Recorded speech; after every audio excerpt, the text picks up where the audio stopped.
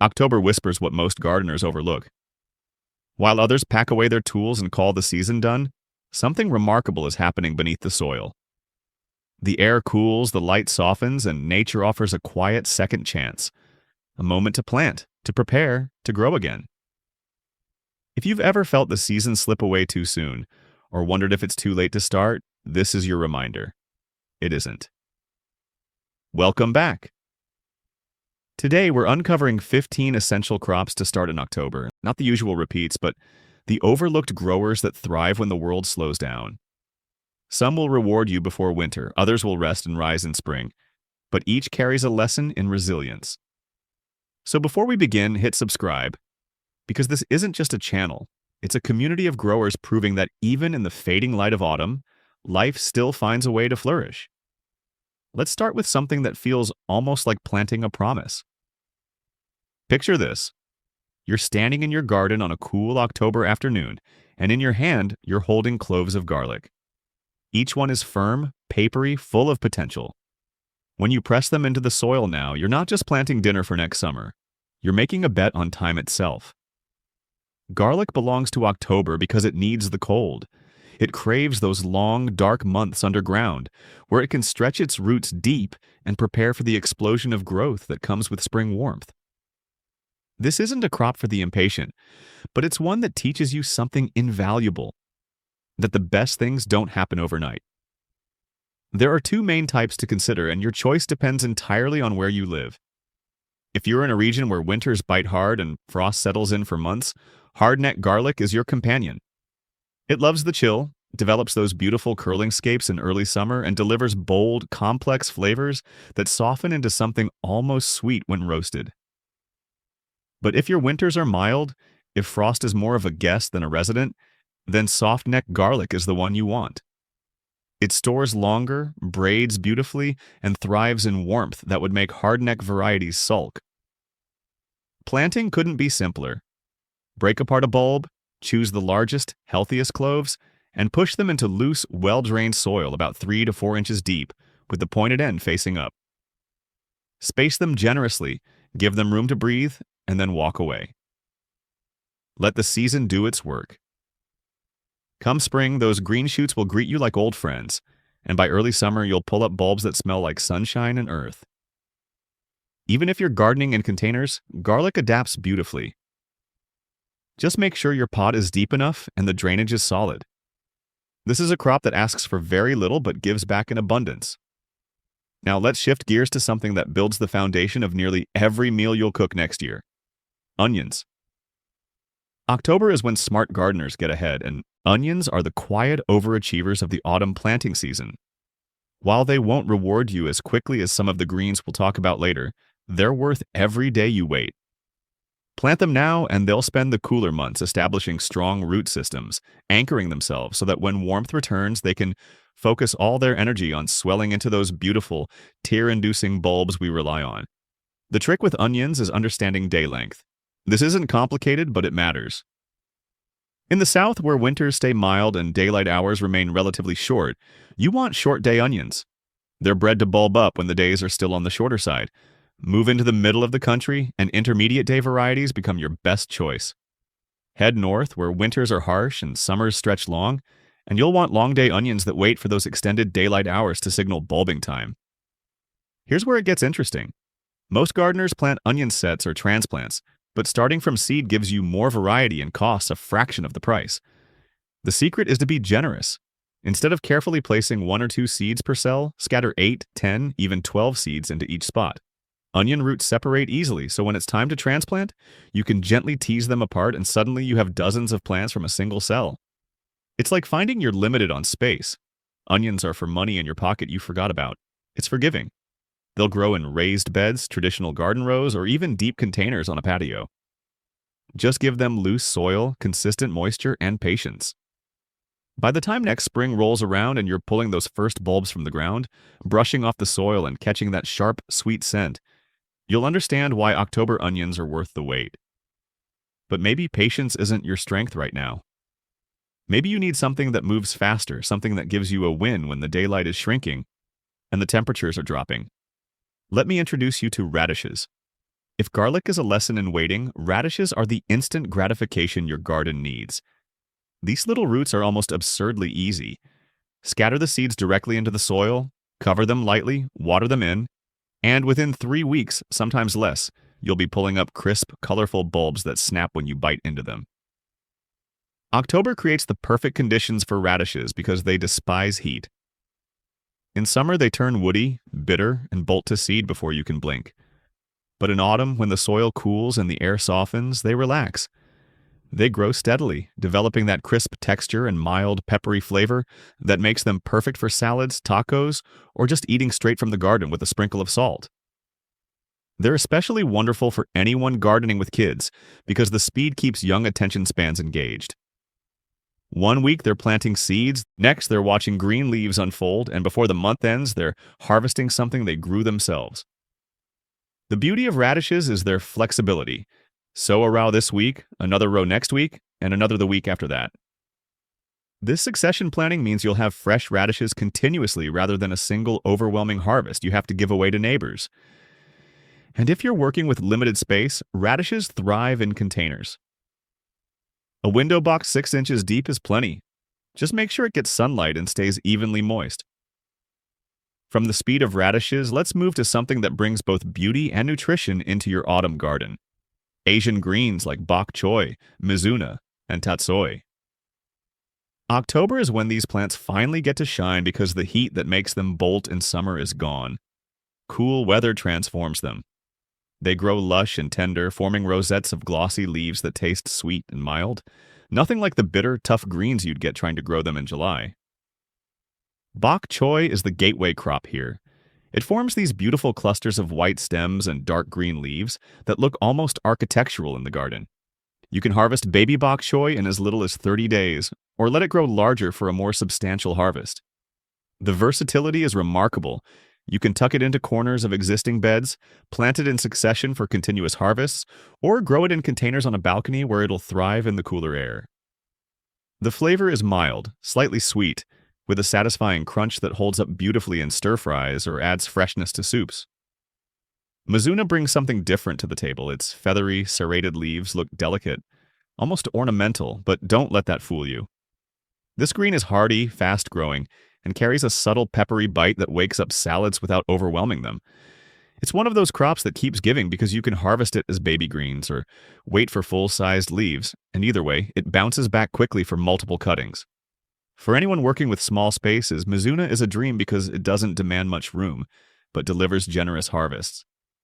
Then there's tatsoi, forming these gorgeous flat rosettes that hug the ground like dark green flowers. The leaves are thick and glossy with a mild, earthy flavor that becomes almost buttery when cooked. Tatsoi handles cold exceptionally well, often surviving light frosts that would damage other greens. It's the kind of crop that makes you feel like you've discovered a secret because so few gardeners seem to know about it, yet it performs so reliably. The real magic of Asian greens in October is how forgiving they are.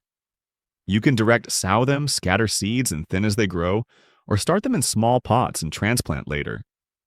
They're not fussy about spacing. They grow quickly enough that weeds don't have time to compete, and they give you something fresh and green to harvest when most gardens are winding down. For families, these crops offer quick wins that keep everyone excited about what's growing. For experienced gardeners, they fill gaps in the rotation and provide harvests that extend well into the colder months with minimal protection. Now let's talk about something that might seem unexpected for October planting, but holds tremendous potential: peas. Most people think of peas as a spring crop, and they're not wrong, but October opens a window for autumn and winter harvests that many gardeners overlook. Peas thrive in cool weather. They actually prefer it. When you plant them now, they'll grow steadily through the milder days of autumn. And depending on your climate, they can produce tender pods well into winter or set themselves up for an early spring harvest that arrives weeks before spring. Planted peas would be ready. The secret is choosing the right varieties. Look for cold-tolerant types bred specifically for autumn sowing. Sugar snap peas work beautifully because they're sweet, crunchy, and the pods are entirely edible. Snow peas are another excellent choice with their flat pods that are perfect for stir-fries. Shelling peas take a bit longer but reward you with those plump, sweet peas that taste nothing like what you find in a freezer bag at the store. Planting peas in October takes just a bit of preparation. Soak the seeds overnight to speed up germination, then plant them about an inch deep in well-draining soil. Peas hate sitting in waterlogged ground, so if your garden tends to stay wet, consider raised beds or mounds. They'll need support as they grow. A simple trellis, bamboo poles, or even twine strung between stakes works perfectly. Watching peas climb is one of the quiet joys of gardening. Those delicate tendrils reach out, and the young pea shoots are edible and delicious. The best part about October peas is how they transform your garden into a living green wall that keeps giving. Beautiful to look at, and even better to harvest.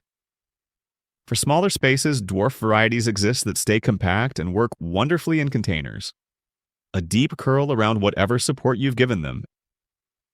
And here's something most people don't realize that demand the intense attention. Summer crops require pot on a balcony with a small, tender top growth, and add it to salads or sandwiches. It tastes exactly like peas but in leaf form, and the plants grow more vigorously than expected. You can snip the plants while branch out and keep producing. That's the beauty of it. They grow steadily, quietly, offering a sense of accomplishment that's hard to describe. They follow the rhythm of the season. When those first pods appear, all they've asked for is a little moisture and something to climb. You planted them when others were closing down their gardens, and now you're harvesting fresh peas while frost kisses the edges of the leaves. Let's shift now to something that embodies resilience: kale. This is the crop that refuses to quit. While tender plants surrender to the first cold snap, kale stands tall, its leaves actually improving in flavor as temperatures drop. There's a transformation that happens when frost touches kale. The cold triggers the plant to convert starches into sugars, a survival mechanism that has the delightful side effect of making the leaves taste sweeter and less bitter. This is why autumn and winter kale taste so much better than summer kale. October gives you the perfect window to establish kale plants that will produce through the coldest months. You can sow seeds or transplant seedlings, and within weeks, you'll have sturdy plants with thick, textured leaves in shades of deep green, blue-green, or even purple depending on the variety you choose. Lacinato kale, sometimes called dinosaur kale, has these beautiful puckered leaves that hold up incredibly well in cooking. Curly kale is the classic, with frilly edges that look almost decorative in the garden. Red Russian kale brings purple-tinged leaves and a milder flavor that works beautifully raw in salads. What makes kale such a valuable October crop is its generosity. This isn't a one-and-done harvest. You can practice what's called cut-and-come-again harvesting, taking the outer leaves while leaving the central growing point intact. The plant keeps producing new leaves from the center, giving you fresh harvests for months. A single plant can feed you repeatedly throughout the entire winter if you treat it right. Kale adapts to almost any growing situation. It thrives in garden beds, raised boxes, or large containers on patios and balconies. Even a single plant in a pot can provide enough leaves for several meals each week. The key is giving it decent soil, keeping it consistently watered, and resisting the urge to strip it bare all at once. Treat it gently, harvest thoughtfully, and kale will reward your patience with steady abundance when almost everything else has stopped producing. For those of you juggling busy schedules, kale is forgiving in ways that make it perfect for real life. Miss a watering? It'll bounce back. Forget to harvest for a week? The leaves wait for you without bolting or turning bitter. There's something deeply reassuring about walking outside on a gray winter morning, clipping a handful of dark green leaves covered in frost, and knowing that dinner just got healthier and more flavorful because of something you planted back in October. Now let's talk about a crop that seems almost too simple, yet delivers satisfaction in ways that surprise even experienced gardeners. Lettuce. October transforms lettuce from a finicky spring crop into something reliable and productive. The cool air slows its growth just enough to prevent bolting while still allowing steady leaf development. What you end up with are tender, sweet leaves that last weeks longer than anything you'd grow in warmer months. The brilliance of October lettuce is its portability. You don't need dedicated garden space. A few wide, shallow containers are enough to keep you in fresh salads for months. Grab some 5-gallon buckets, drill drainage holes in the bottom, fill them with a quality potting mix, and scatter seeds of mixed greens across the surface. Within 2 weeks, you'll see those first delicate leaves pushing through, and by week 4, you can start harvesting. The mobility of containers means you can chase the sun as it shifts lower across the sky, moving your lettuce to catch whatever light is available. On nights when frost threatens, you can tuck them against the house or even bring them into a garage or mudroom until morning. Lettuce offers something else that's valuable: variety without complexity. Meslin mixes give you multiple flavors and textures in one planting. Butterhead types form loose, soft heads that almost melt in your mouth. Romaine grows upright and crisp, perfect for anyone who loves that satisfying crunch. Loose leaf varieties let you harvest individual leaves while the plant keeps producing from the center. You can mix and match, planting different types in different containers, creating your own custom salad bar right outside your door. The harvest method matters here. Instead of pulling entire plants, snip outer leaves with scissors, leaving the growing center untouched. This approach extends your harvest dramatically. A single container can provide fresh greens for weeks, each plant continuing to push out new growth as you take the older leaves. For families trying to eat healthier, for anyone tired of buying expensive greens that wilt in the fridge before you can use them, October lettuce in containers solves problems you didn't know had such a simple solution. Moving from lettuce, we arrive at a crop with unmistakable autumn sweetness: spinach.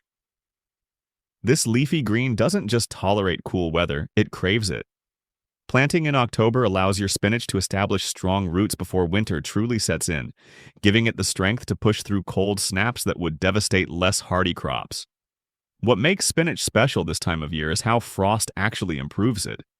Those cold nights trigger the same sugar conversion we talked about with kale, transforming spinach from slightly metallic to genuinely sweet. Starting spinach now requires minimal effort but delivers maximum return. The seeds are easy to handle, unlike tiny lettuce seeds that blow away in the breeze. Press them into moist soil about half an inch deep, space them generously or plant thickly for baby greens, and keep the soil consistently moist until germination. If your October days are still warm, try pre-chilling the seeds in the refrigerator for a few days before planting. This tricks them into thinking winter has already passed, encouraging faster, more reliable germination. Spinach grows into these beautiful rosettes of dark green leaves that look almost too perfect to eat. But eat them. You should, because homegrown spinach bears little resemblance to the sad, slimy stuff that comes in plastic containers at the grocery store. Fresh spinach has structure, flavor, and a sweetness that makes even kids who claim to hate vegetables ask for seconds. You can harvest it young as baby spinach for salads, or let it mature into full-sized leaves perfect for sautéing, adding to soups, or wilting into pasta dishes. The real gift of October spinach is its endurance. With minimal protection, a simple row cover, a cold frame, or even just a thick layer of mulch, spinach continues producing through winter in many climates. Even in harsh zones where the ground freezes solid, spinach often survives under snow, going dormant but staying alive, ready to resume growth the moment temperatures climb above freezing in early spring. It's like planting a guarantee that fresh greens will be there when you need them most, in those bleak months when the garden feels impossibly far from productive. For container gardeners, spinach adapts beautifully to pots at least 6 inches deep. A single large container can house multiple plants, giving you enough leaves for several meals each week. Place it where it'll catch morning sun and afternoon shade, water it regularly, and watch it thrive. The simplicity is almost deceiving. This crop asks so little yet gives so generously. Let's turn now to an herb that frustrates summer gardeners, but becomes utterly reliable in October: cilantro. If you've ever planted cilantro in warm weather, you know the disappointment. It sprouts, grows a few leaves, and then immediately shoots up a flower stalk, going to seed before you've harvested enough to garnish a single taco. But October changes everything. The combination of shorter days and cooler temperatures removes the stress that causes bolting, allowing cilantro to settle in and produce abundantly. Growing cilantro now is almost foolproof. Scatter the seeds across the surface of containers or garden beds, press them lightly into the soil, water them in, and wait. Germination happens within a week or two, and before the month ends, you'll have fragrant leaves ready to harvest. The beauty of autumn cilantro is that it grows steadily without that frantic race to flower. You can harvest for weeks, sometimes months, snipping stems as you need them, while the plant continues pushing out new growth. For continuous supply, practice succession planting. Sow a new container or row every 2 weeks throughout October and into early November. This staggers your harvest so that as one planting matures, another is just beginning. You'll never run out, never have to ration those precious leaves or settle for dried cilantro from the spice cabinet that tastes like dust compared to the fresh version. Cilantro fits anywhere. A wide, shallow pot on a kitchen windowsill keeps it within arm's reach while you're cooking. A spot on the patio near the door means you can dash out and grab what you need without shoes. Even tucked between other crops in the garden, cilantro fills spaces and provides harvest without demanding prime real estate. The fragrance alone is worth growing it. That bright, citrusy, unmistakable scent that means fresh salsa, bright curries, and Vietnamese pho are within reach. And here's a bonus most people overlook. If you let a few plants flower at the end of the season, they'll produce coriander seeds. Those seeds are a spice in their own right, and they're also next year's crop. Let them dry, save them, and you'll have free cilantro seeds for spring planting. It's a small thing, but these small cycles of saving and replanting connect you to something larger than a single harvest.